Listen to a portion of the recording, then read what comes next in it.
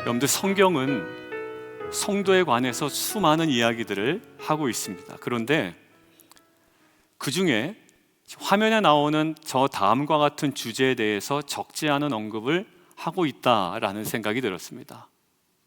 성도가 누구냐라는 거죠. 바로 신분에 관한 이야기를 많이 하더라고요. 이 땅에서 살아가는 성도가 어떤 정체성을 가지고 살아가야 할 것인가 라는 부분에 대해서 성경은 사실 적지 않은 분량을 할애하고 있습니다.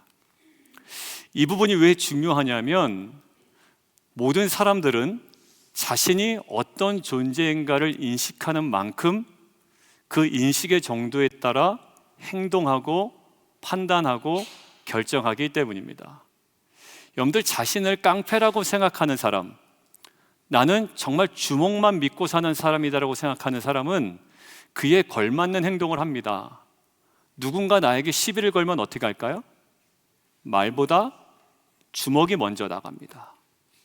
그런데 자기를 지식인이라고 생각하는 사람은 어떻게 할까요? 나는 나름 많이 배웠어. 나는 그래도 식자에 속해. 그런 자기인식을 가진 사람은 어디에 신경을 많이 쓸까요? 말 한마디, 단어 하나 선택, 이것이 논리적인지 설득력이 있는지 굉장히 신경을 쓸 겁니다. 왜요?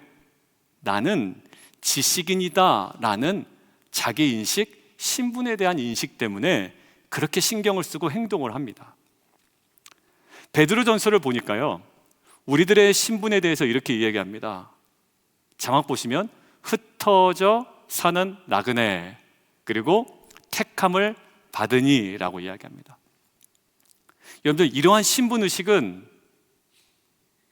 이 땅을 살아가는 성도의 과정 속에서 드러날 수 있는 신분이죠. 우리의 본향은 하늘에 있지만 이 땅을 살아갈 땐 우리는 흩어져 있는 나그네야 라는 신분의식이에요. 자, 그런데 에베소서 2장 19절을 보니까 조금은 다르게 표현돼요. 자, 함께 읽어볼까요? 시작. 그러므로 이제부터 여러분은 외국 사람이나 나그네가 아니요 성도들과 함께 시민이며 하나님의 가족입니다. 예, 뭐라고 그래요? 시민이고 가족이라는 거예요, 우리의 신분을. 그러니까 결국 사도 바울이 지금 어디에 집중해서 신분을 설명하나요? 십자가의 은혜로 변화된 성도의 궁극적인 신분에 대해서 이야기하죠. 아까 베드로전서는 이 땅을 살아가는 우리의 과정 가운데 있는 신분을 얘기했고, 에베소서에서 사도 바울은 우리의 십자가의 은혜로 변화된 궁극적인 신분을 얘기하죠.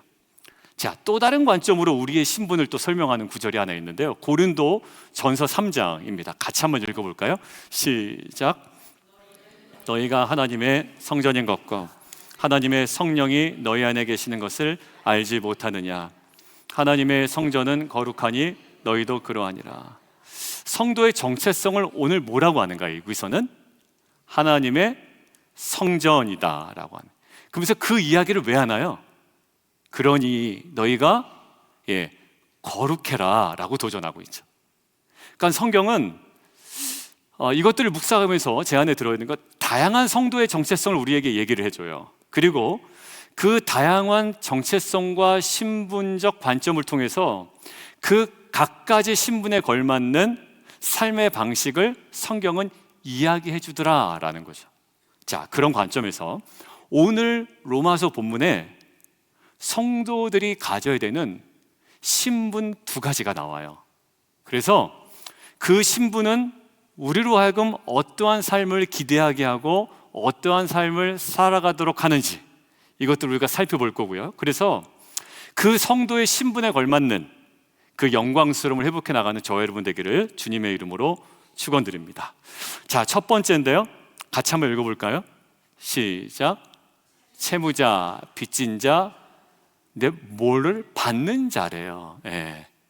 여러분들, 채무자는요, 뭘 받는 자가 아니라 갚아야 되는 자거든요. 근데 오늘 성경은 그 관점으로 설명하지 않네요. 같이 한번 좀 하나하나 보죠.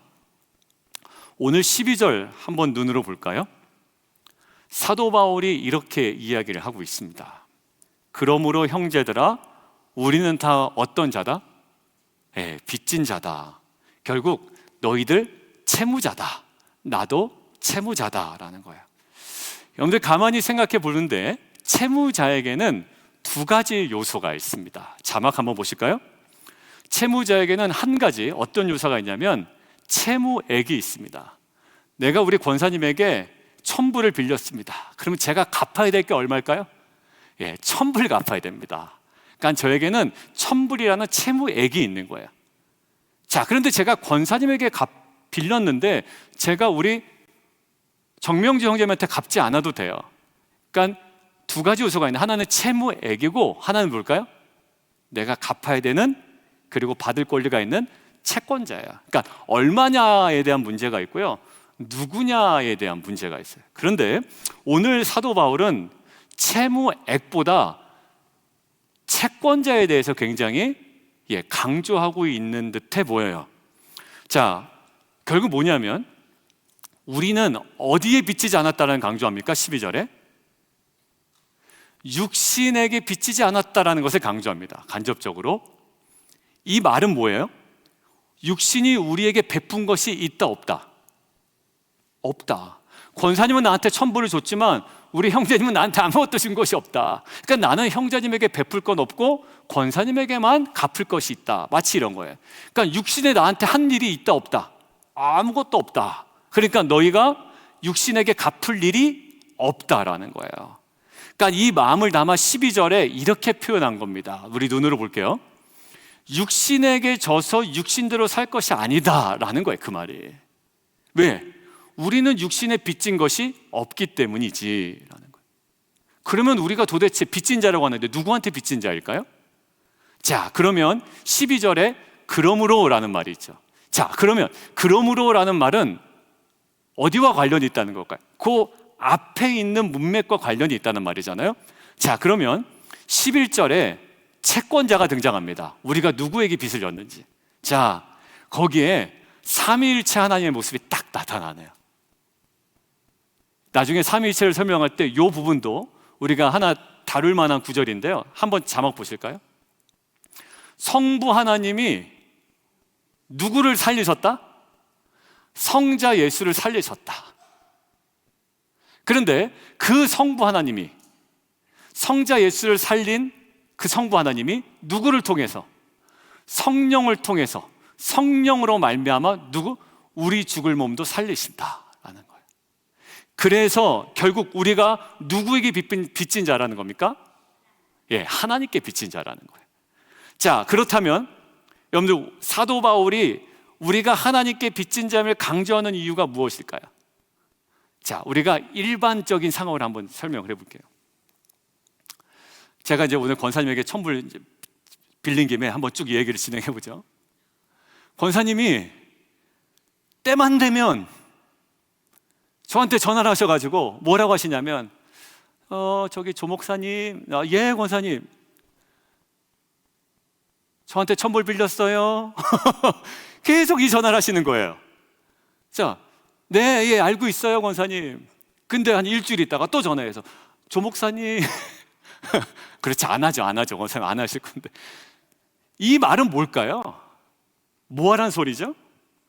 당신 나한테 빚진 자입니다라는 건 뭐하라는 소리예요? 돈 갚아요 이 소리예요. 갚으라는 소리예요. 자, 결국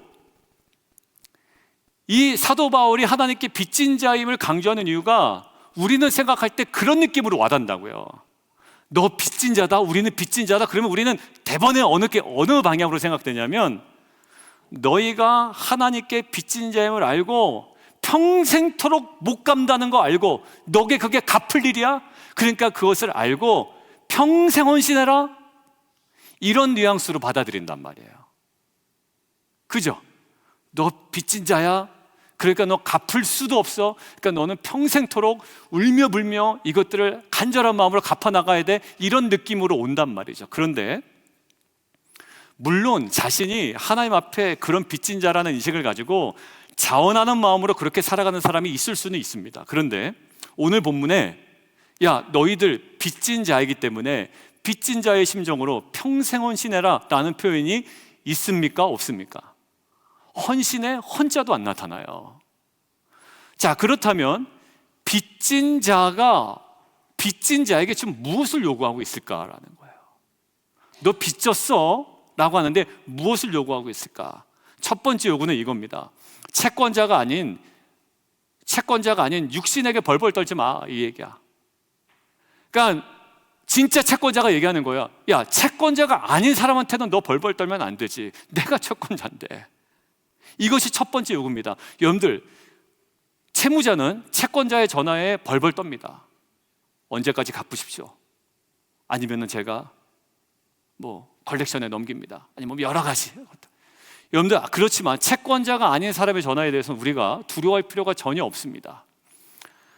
그러니까 결국 오늘 말은 뭐냐면 진짜 채권자 노릇할 수 없는 육신에 대하여 뭐하라? 거부해라. 그러니까 나를 자꾸 유혹한단 말이야. 마치 안 하면 죽을 것처럼, 내가 그 사람과 놀아주지 않으면 마치 세상에서 밀려나는 것처럼 유혹한단 말이죠. 거기에 놀아나지 말아라. 왜? 걔는 진짜 너의 채권자가 아니야 라는 거예요.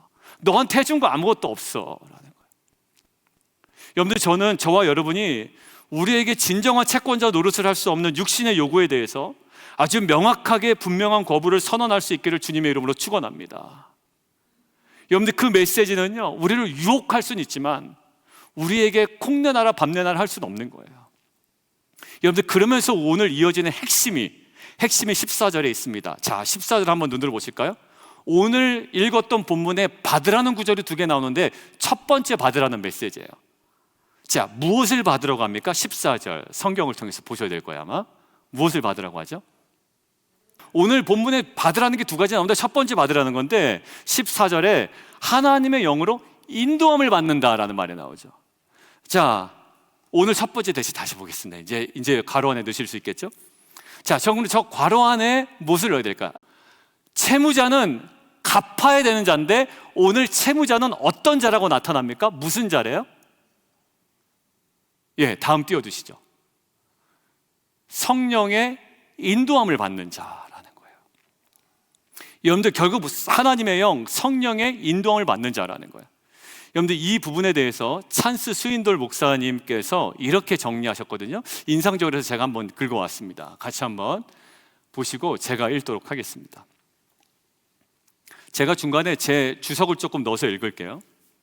우리에게 반드시 갚아야 되는 의무가 있는 것은 사실이지만 그것은 하나님을 위하여 내가 선한 일을 행하는 것이 아니다라는 거예요. 그 의무는 성령이 우리를 대신해 우리를 통해 선한 일을 행하시도록 함으로써 우리가 예수님을 더 닮게 되고 그분께 올려드려야 할 영광을 공유하는 것이다 라고 하면서 뭐라 하죠? 야, 얼마나 근사하냐 라고 이야기를 하세요. 여러분들, 결국 이 말이 무슨 말이냐면 하나님께서 우리에게는 갚을 수 없는 놀라운 은혜를 우리에게 베푸셨습니다. 그렇기 때문에 하나님은 주신 은혜 때문에 그에 상응하는 그 무엇인가를 우리를 탈탈 털어서 우리에게 헌신을 뽑아내시는 그렇게 무섭고 혹독한 채무자가 아니다라는 거예요. 오히려 하나님은 우리가 갚을 것이 있는 채무자이지만 오히려 우리에게 뭘 주신다? 성령을 주셔서 성령의 인도함을 오히려 우리가 채무자임에도 받아 우리를 통해서 선한 일들이 나가게 하고 그것들을 계획하시고 그 우리의 선함을 가지고 착한 행실이 사람 앞에 비추게 하여 하나님 나라가 확장되도록 우리 같은 채무자를 하나님의 선한 일에 사용하신다라는 거예요.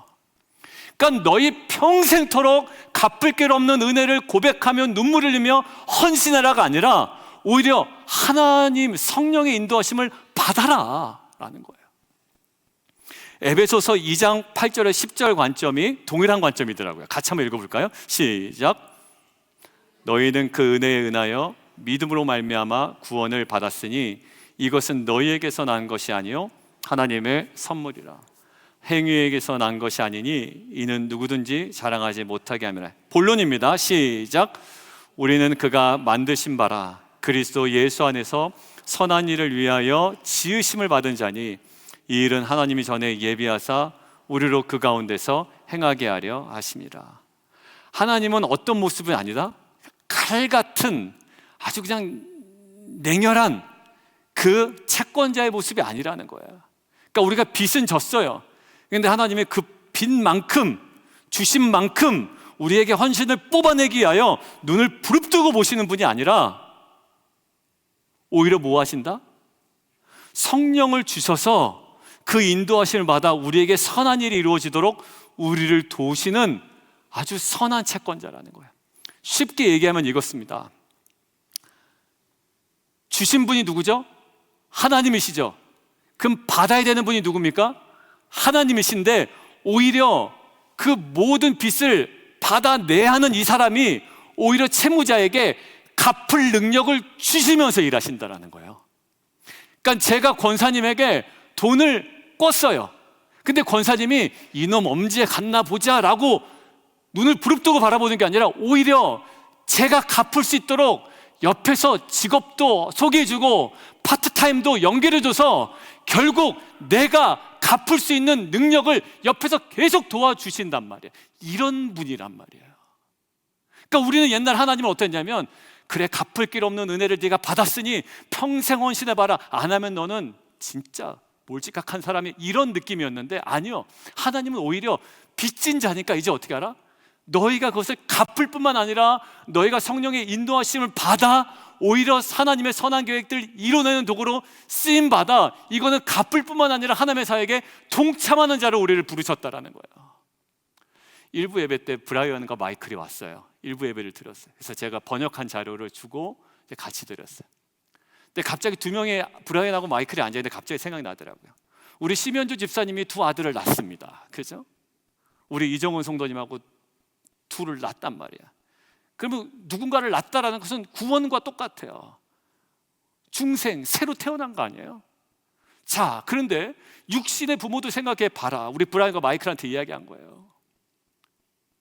부모님이 너희를 낳고 내가 낳아준 것만으로도 감사한데 니네가 얼마나 은혜를 갚나 보자. 이런 부모는 없다. 오히려 엄마 된 심현주 집사님은 너희들이 갚을 길이 없다면 갚을 수 있도록, 오히려 더 자라날 수 있도록, 온전해질 수 있도록 오히려 은혜를 주시는 분이지 갚나 못 갚나 팔짱 끼고 계신 분이 아니다라고 했어요. 조금 감동받는 것 같던데 애들이. 여러분들 결국 뭐냐면 하나님은 갚기를 바라고 기다리신 분이 아니라 우리가 갚을 뿐만 아니라 하나님의 사역에 동참하여 선한 계획을 성취하도록 우리 인생이 쓰임받을 수 있도록 우리에게 뭘 주신다? 성령을 주시고 우리는 단지 인도함을 받으면 된다라는 거예요. 그래서 사도 바울이 빌립보 사람에게 이렇게 얘기하죠. 이거 계속 우리가 꾸준히 얘기했고 우리 아이들이 한돌 사역에서 말씀 묵상도 했고 우리가 암송도 했죠. 같이 한번 읽겠습니다. 시작. 그리스도 예수의 날까지 이루실 줄을 우리는. 예, 맞아요. 우리가 뭘 시작하는 게 아니라 누가 시작했다고? 하나님께 시작했다. 여러분들, 브라이언과 마이클이 무슨 일을 행할 때 부모 모르게 시작하는 거 없습니다. 부모 다 알고 있고요. 그렇게 선한 일을 할 수 있도록 부모가 다 밑장 깔아 놓습니다. 여러분들, 결국 하나님께서는 우리에게 은혜를 주시긴 하지만 평생토록 우리의 헌신을 빼드시는 분이 아니라 우리를 위하여 미리 갚을 수 있는 은혜와 능력과 힘을 주실 뿐만 아니라 미리 선한 일을 예비하시고 성취하시는 분인 줄 믿습니다. 하나님은 이 선한 일을 위해서 우리를 준비시키고 싶어 하시는 거예요. 그리고 충분히 그렇게 할 수 있는 분이고 그렇게 해내고야 말겠다라고 약속하셨습니다. 여러분들, 그러니까 빚진 자로서 우리의 책임이 뭐라고요? 또 이것까지 했는데 그래 제가 평생 갚아나가겠습니다, 이런 식으로 가면 안 되는 거예요. 우리가 빚진 자이기 때문에 뭘 해야 된다? 오히려 성령의 인도함을 받는 거예요. 그것이 전부입니다. 그리고 우리가 성령의 인도함을 받을 때 하나님께서는 우리가 점점 예수님과 닮아가도록, 그리고 우리를 하나님의 자녀답게 만들어 가실 줄 믿습니다. 그래서 진정한 빛과 소금으로 우리의 착한 행실을 보고 세상에 하늘에 계신 아버지께 영광을 돌리며 아버지께 돌아오는 놀라운 구원의 역사가 일어나기를 주님의 이름으로 축원드립니다. 자, 두 번째, 아까 첫 번째 우리가 어떤 신분이었다고요? 빚진 자, 채무자였죠. 역할은 성령의 인도함을 받는 것이었습니다. 두 번째 한번 읽어보겠습니다. 시작. 상속자입니다. 오늘 본문을 보니까 우리가 양자의 영을 받았기 때문에 우리가 하나님을 뭐라고 부른대요? 15절 결심하셨어요? 대답 안 하기로? 절대 조 목사가 하는 거에 반응하지 않을 테다 이러시는 거예요. 뭐라고 부른다고요? 아빠, 아버지라고 부른대요. 여러분들 이거 놀랍지 않아요? 여러분들 하나님은 우리를 뭐라고 부를 수 있다고요? 아빠 하고 부를 수 있다고요. 여러분들 어디서 맞고 들어오면 보통 아이들이 누구 먼저 부릅니까? 아버지 부릅니다. 보통 물론 아버지가 안 계신 분도 있고 엄마 부를 경우도 있고 엄마가 더 힘이 세신 분도 있겠지만 결국 아빠를 부릅니다. 근데 마침 그 아빠가 무슨 선수였다? 역도 선수였다.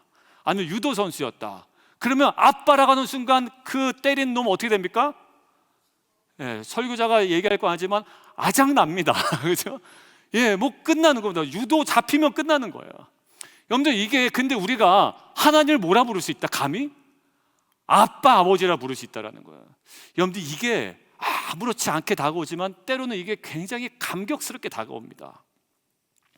여러분들 그러기 때문에 명확한 신분 17절 예, 제발 대답 세게 해주세요. 자, 17절 우리 신분이 뭐라고요? 시작. 예, 상속자입니다. 근데 상속자인데 뭐라고 돼 있나요? 하나님의 상속자요 그리스도와 함께한 상속자라는 부연 설명이 있네요. 자, 그거 딱 빼고 그럼 상속자는 뭐를 받는 사람일까요? 쉽게 얘기하면 상속받는 사람. 오케이, 상속받는 사람. 그러면 그 내용이 뭡니까? 지금 성경에서 우리에게 얘기하는 상속의 내용이 뭐예요? 17절 후반부에 있어요. 궁극적으로 무엇을 받는다고요? 결국은 무엇을 받는다? 영광을 받는다. 맞죠? 영광을 받는데 그게 뭐냐라고 하면 뭐 우리가 느낌으로 알 수 있고 그냥 그렇게만 알아두세요. 영광을 받는데 그 영광스러운 상속이 있다라는 거예요. 그런데 그 궁극적인 영광을 받기 위하여 인생의 마지막에 받아요. 근데 그 과정 속에 받아야 되는 것이 중요한 것이 하나 있다네. 17절에 뭐라고 그럽니까? 예, 고난이래요. 안 받으면 안 되나? 안 받고 안 받으면 안 되나? 근데 영광을 받기 위하여 고난이 필수적이라는 거예요. 자, 괄호를 채워보실까요? 자, 상속자는 무엇을 받는 자입니까? 영광을 받기 위하여 고난을 받는 자예요. 그러니까 옆에 분들과 인사나가겠습니다. 저와 여러분은 영광을 받기 위하여 고난을 당연히 받아야지. 한번 이야기 나눠주세요. 한 기업의 상속자를 세울 때 말이죠. 한 기업의 상속자를 세울 때도 아무나 세우지 않습니다. 여러분들 한 사람을 찍어서 아니면 몇 사람을 중복 후보를 세워서 유학을 보내죠. 그리고 어려운 과정을 이수하게 합니다. 그리고 돌아와서는 바로 위에다 꽂아버리나요? 아니죠. 그렇게 낙하산으로는 진정한 상속자가 될 수 없습니다. 대부분 여러분 경영 이렇게 현장에 가보면 가장 어려운 밑바닥에서 현장에서 혹독한 곳에서 훈련을 시킵니다. 그것이 일반화예요. 그리고 그렇게 어려운 유학 과정을 마치고 돌아와서 현장 바닥에서 일하는 그 자신이 스스로 어떻게 생각할까요? 그것을 뭐라고 여깁니까? 그 고난과 어려움을 뭐로 여기죠? 오히려 영광으로 여깁니다. 왜? 자기가 뭐가 되기 위하여? 이 기업의 상속자가 되기 위하여 당연히 받는 고난이라고 그 고난을 영광스럽게 생각합니다. 여러분들 그런데 두 아들 중에 한 아들은 가망이 없어요. 그래서 이 아버지가 그냥 돈 거액을 주면서 통장 하나 주고 신용카드 하나 주면서 야 그냥 너 놀러 다녀. 그냥 놀러 다니고 싶다 놀러 다니고 그냥 애들하고 그냥 인생장 즐기면서 살아. 여러분들 이게 상속자에게는 뭐가 될까요? 수치가 됩니다. 지금 당장 뭐 돈 주고 신용카드 줘서 내가 마음대로 소비하고 내가 유흥을 즐길 수 있어도 그거는 오히려 수치가 됩니다. 왜? 내가 영광을 받기 위하여 저 아들처럼 혹독한 훈련을 받는 것이 오히려 뭐예요? 그게 영광스러움이라는 거예요. 여러분들 결국 그 과정을 거친 후에야 상속자의 영광이 주어지죠. 사실 성도에게는 구원받은 이후에 고난이 사라지지 않습니다. 그런데 우리는 그 고난을 우리는 오히려 수치스럽게 생각합니다. 오히려 지금 내 마음대로 살고 적당하게 살고 세상과 타협하면서 사는 것이 오히려 자랑거리라고 생각하는데, 오히려 그게 뭐예요? 그게 수치입니다. 여러분들, 교회의 역사가 그것을 증명하고 있는데, 오히려 초대교회 성도들은 그리스도 예수와의 관련성 때문에 뭘 받죠? 끔찍한 고난을 받습니다. 그들이 운이 없어서도 아니고 잔머리가 없어서도 아니고 똑똑하지 못해서도 아니고 무능해서도 아닙니다. 오히려 사도 바울은요, 가말리엘의 문화생이었고요, 율법에 능통한 자였고요, 그는 바리새인이었고요, 그는 유대인이었습니다. 여러분들, 그가 모질라서 그렇게 고난을 받은 게 아니었습니다. 오히려 예수 그리스도와 함께한 상속자이기에 받는 고난이었다. 아까 뭐죠? 그리스도와 함께한 상속자. 그래서 베드로 사도는요, 예수 그리스도를 믿은 이후에 고난 받는 성도들 향해서 이렇게 얘기를 하고 있습니다. 같이 한번 읽어볼까요? 자, 시작. 불시험을 이상한 일 당하는 것 같이 이상히 여기지 말고 오히려 너희가 그리스도의 고난에 참여하는 것으로 즐거워하라. 이는 그의 영광을 나타내실 때에 너희로 즐거워하고 기뻐하게 하려 함이라. 여러분들, 베드로 사도가 아주 명확하게 이야기하죠. 뭐라고요? 고난에 참여하는 것으로 뭐해라? 즐거워해라. 그러니까 자기가 죄를 지어서 받는 고난 말고요, 죄를 지어서 받는 징계 말고 너희를 연단하려고 오는 불시험, 그리고 그리스도와 함께한 상속자이기 때문에 결국 그 선한 일을 위하여 받는 그 고난, 오히려 즐거워하라. 이유는요, 고난이 영광이 되기 때문이에요. 여러분들, 누군가 받는, 육체적으로 받는 고난, 또 경제적으로 받는 고난이, 그것이 구속사의 결정적인 고난은 되지 않아요. 예수님의 십자가만 구속사의 결정적인 고난입니다. 그렇지만 누군가 고난을 통과하는 모습을 바라볼 때 그 모습은 우리에게 뭐가 됩니까? 우리에게 도전이 됩니다. 사실 은혜가 되는 거예요. 여러분들, 이 고난은 단순히 그냥 우리가 참아내는 고난이, 그것은 하나님께서 귀하게 사용하시는 정말 그 구속사의 도구가 됩니다. 여러분들, 그래서 결국 야고보는 이렇게 얘기하는 거예요. 내 형제들아, 너희가 여러 가지 시험을 당하거든 뭐 하라게 여기래요? 짜증내라가 아니라 온전히 기쁘게 여기라. 왜? 이는 너희의 믿음의 시련이 인내를 만들어내는 줄 너희가 알고 있잖아. 그리고 인내를 온전히 이루어 이는 너희로 온전하고 구비하여 조금도 부족함이 없게 할 거야 라고 하는 거예요. 그리고 베드로만 그렇게, 야고보만 그렇게 얘기한 게 아니라 사도 바울도 로마서 5장에 이렇게 얘기합니다. 우리가 환난 중에도 뭐 한다? 짜증낸다? 아니요, 즐거워한다. 왜? 환난은 인내를, 인내는 연단을, 연단은 뭐를? 소망을 이루는 줄 우리가 알잖아. 여러분들, 성경은 예수 그리스도와 함께한 상속자이기 때문에 받는 고난에 대해서 일관돼 있죠. 서로 충돌되지 않아요. 일관되게 얘기하고 있습니다. 뭐라고요? 궁극적 영광을 위하여 과정 속 고난도 함께 받아야 된다. 여러분들, 이 구절이, 이 관점이 결국 선명하게 들어있는 구절을 함께 보겠습니다. 자, 사도 바울의 환난 중에도 나는 뭐하지 않는다? 낙심하지 아니한다. 사도 바울도 그렇거든요. 얼마나 많은 환난을 겪었어요. 배가 파선돼, 매를 맞아, 뭐 옥에 갇혀, 하여튼 사도 바울이 기록해놓은 여러 가지 어려운 일 너무 많아요. 마지막은 또 편했나? 그렇지도 않아요. 자, 그런데도 낙심하지 아니한대요. 낙심하지 아니한대요. 환난 중에도. 뭐 분위기가 좋아서가 아니에요. 그럼 왜 그런지 한번 알아봐야 될 거 아니에요? 자, 보겠습니다. 고린도후서 4장 17절 시작. 경한 것이 지극히 크고 영원한 영광에 중한 것을 우리에게 이루게 한다. 결국 환난은 잠시 지나가는 거예요. 그런데 이 환난과 어려움과 고난이 우리에게 이루는 것이 있다라는 거예요. 뭘 이룬다? 영원한 영광에 중한 것을 그 고난이 이룬다는 거예요. 메이크한다란 말이에요. 뭐가? 고난이 메이크한대요. 우리 인생 가운데 다른 걸로 메이크하면 안 됩니까? 안 된대요. 없대요. 그런 거. 마치 이런 거예요. 예수의 죽음 말고 우리를 구원할 수 없습니까? 아니요, 없어요. 없어요. 죽음 너무 비참한데, 너무 비참한데 그거 말고 없습니까? 없어요. 우리의 고난으로 우리를 온전하게 하시는데 고난 말고 우리를 온전하게 할 수 있는 거 없습니까? 아니요, 없어요. 그래서 작년 추수감사 주일에 우리가 뭘 얘기했어요? 대체 불가능한 하나님의 은혜가 고난이다라고 우리가 나눴잖아요. 여러분들, 그것이 축약되는 것이 뭡니까? 십자가예요. 예수의 십자가에는 고난과 심지어 죽음까지 있죠. 그런데 그 죽음이 최종 결과가 아니었어요. 십자가에는 뭐가 있을까요? 죽음을 이긴 부활이 있습니다. 그리고 죽음을 이긴 영원한 생명이 있습니다. 십자가가 영광이 되는 건 단순히 좋은 그림이어서가 아니라 거기에 죽음을 이긴 생명이 있어서고, 그리고 고난을 이긴 부활이 있기 때문이에요. 결국 우리 안에 정말 영원한 영광의 중요한 것을 얻기 위해 하나님께서 우리에게 예배하신 정말 은혜의 순간이 있는데, 상속자로서 받아야 되는 이 땅에서의 삶이 있는데, 그게 바로 예수 그리스도와 함께한 상속자로서의 고난이라는 거예요.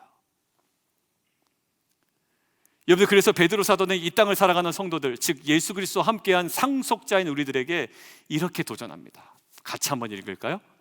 자, 시작.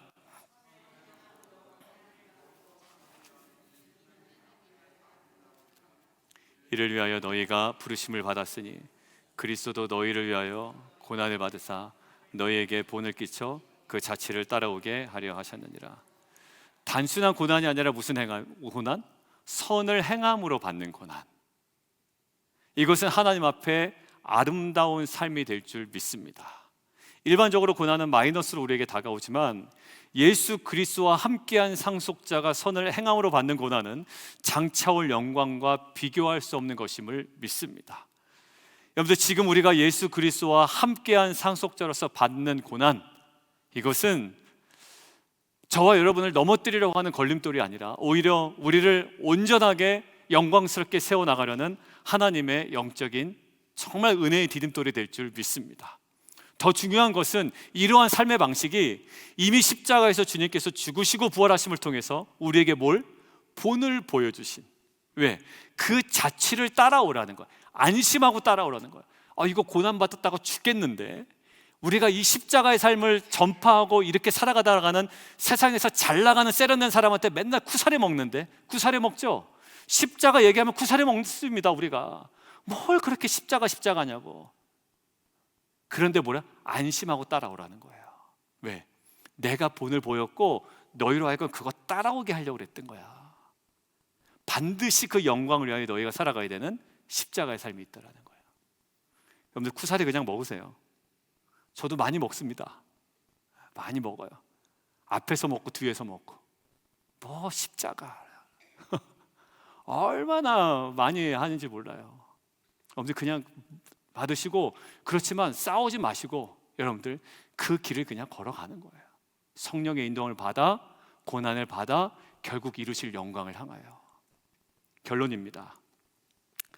우리 두 가지 신분 묵상했죠. 하나는 뭐죠? 까먹었죠. 채무자, 두 번째 빚진 자, 그 다음에 두 번째 상속자입니다. 여러분들, 채무자는요 평생 헌신하며 갚아나가야 된다라는 뉘앙스가 아니었다라는 거예요. 오히려 무엇인가를 받는 거래요. 뭐예요? 성령의 인도함을 받는 거랍니다. 그리고 상속자는요, 영광을 받기 위하여 반드시 모두 받는다? 고난을 함께 받아야 된다라는 거예요. 결국 성령의 인도함을 받는 것, 고난도 함께 받는 것, 결국 빚진 자와 상속자로 이 땅을 살아가는 성도들이 살아가 나가야 되는, 그리고 성도들에게 주어진 영광스러운 삶인 줄 저는 믿습니다. 수치가 아니에요. 오히려 신용카드 들고 아버지가 나 이거 맛있는 거 사 먹으라고 그랬다 하고 떠벌리는 그 놈이 수치스러운 놈이에요. 오히려 유학 가서 어려운 과정 하고 바닥에서 기면서 수업을 쌓아나가고 그 상속의 영광을 얻기 위해 지금도 그것들을 감당해내는 자가 영광스러운 자지, 아버지가 신용카드 줬다고 막 긁고 다니는 놈이 무슨 영광스러운 자예요. 결국 성도의 영광이 거기에 있습니다. 이 모든 것은 하나님께서 성도들을 통하여 선한 일을 계획하시고 행하시고 이 땅 가운데 구원의 역사를 이루어 가시려는 은혜의 역사임을 믿습니다. 여러분들 부자 되지 말란 얘기 아닙니다.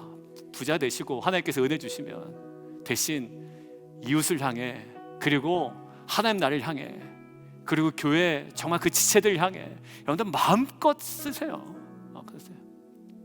마음껏 사용하세요, 여러분들. 저는 그렇게 축복합니다. 비즈니스 하시는 분들을 그렇게 축복하고요. 늘 맞아요. 여러분들 고난도 받고 또 우리가 하나님의 성령 인도하심을 받아 여러분들 마음껏 헌신하세요. 하나님의 나라는 여러분들의 여러분들의 헌신이 아니라 성령의 인도하심을 받아 여러분들 살아가는 과정 중에 하나님께서 귀하게 쓰실 줄 믿습니다. 마무리할게요. 빚진 자답게, 그리고 상속자답게 성령의 인도함을 받으며 고난도 함께 받으며 이 땅의 빛과 소금으로 사명을 온전히 감당하는 저와 여러분 되기를 주님의 이름으로 축원합니다.